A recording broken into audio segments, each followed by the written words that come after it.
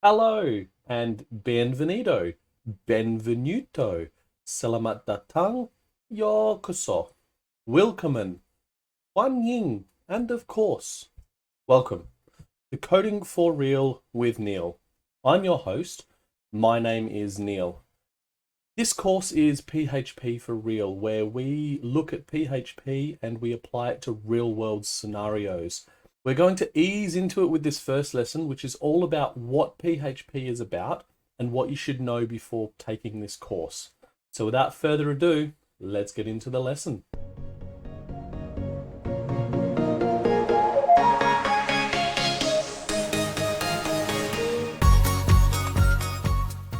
Here I am on wikipedia.org, and according to Wikipedia, PHP is a general purpose scripting language geared towards web development.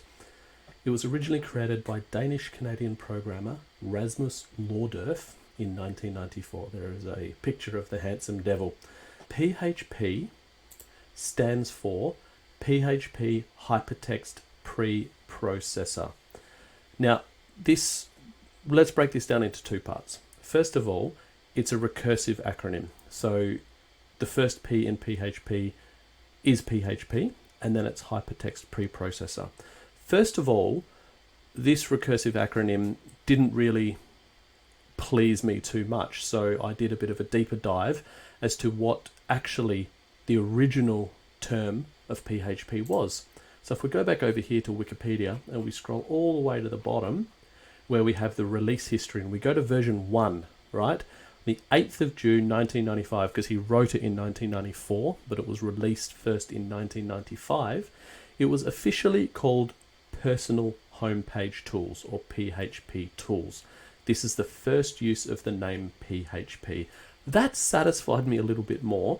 So if we go by the original name that it was given, PHP stands for Personal Homepage Hypertext Preprocessor. The second part to this is, what is a hypertext preprocessor? What are these big words that you're throwing at me, you say? Well, in a nutshell, a preprocessor, it's a program that you put your code into. It essentially produces more code. So there's many different reasons why you would use a preprocessor in any language, but the most important one is that it takes a text file of code and turns it into an altered text file of another kind. That's what a preprocessor is. Hypertext normally refers to HTML, which is hypertext markup language, which is the language that most web browsers interpret to display web pages with. So a hypertext preprocessor, essentially what you're doing is you're writing code in PHP, which in a greater sense, it's a language that doesn't exist, right? And then the preprocessor turns that PHP into much more HTML. That's essentially what a hypertext preprocessor is. PHP, it's a server-side language or a back-end language. So, as it says here, PHP is a widely used open source scripting language. PHP scripts are executed on the server, so that means that it's a server-side scripting language, and the great thing is that it's free to download and to use, which is amazing. PHP is used for many different functions within web development. This list here is non-exhaustive, so there are more, but in a broad sense, PHP can make websites more dynamic.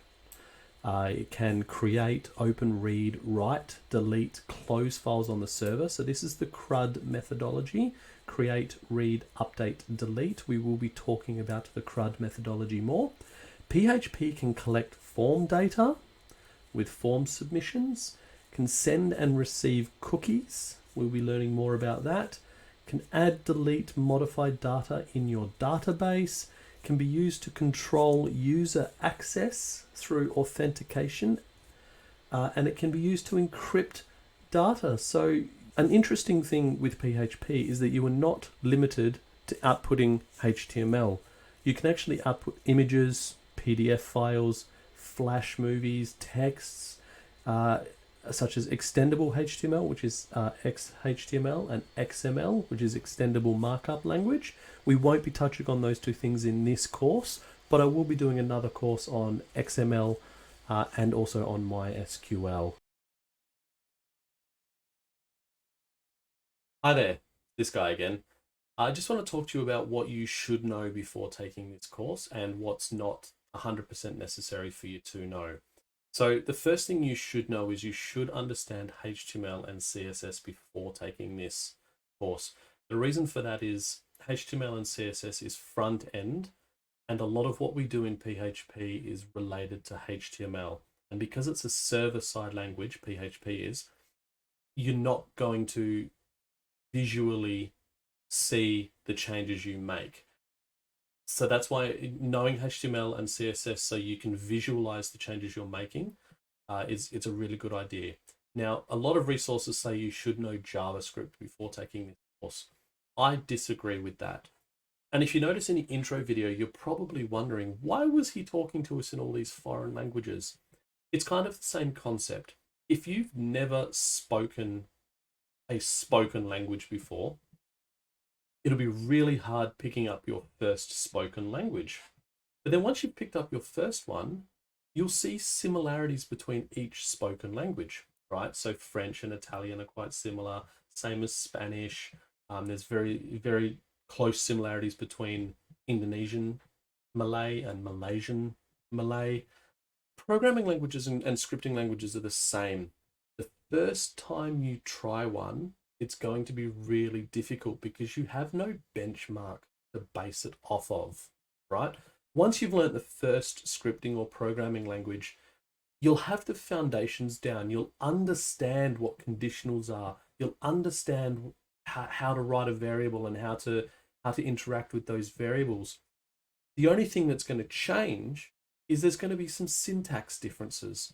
So the way you declare a variable will be different between C# than it will between in PHP. It'll be different again in Golang.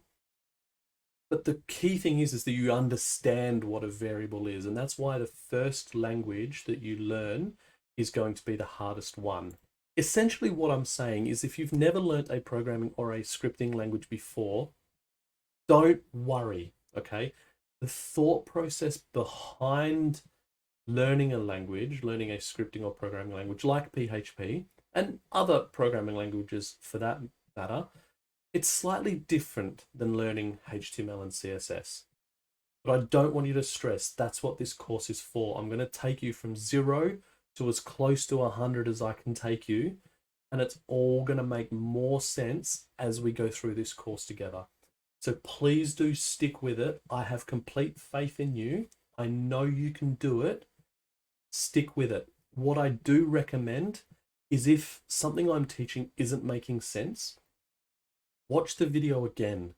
Really hammer home that knowledge, especially as we get into some of the later courses where we're actually scripting. Things can take one or two times, but don't get dismayed because remember, it's your first time. If it is your first time, it's your first time learning a new scripting language, a scripting language in general, right? So please do stick with it. I've got your back. I have complete faith in you. It's going to be one great ride and I can't wait to take you on it.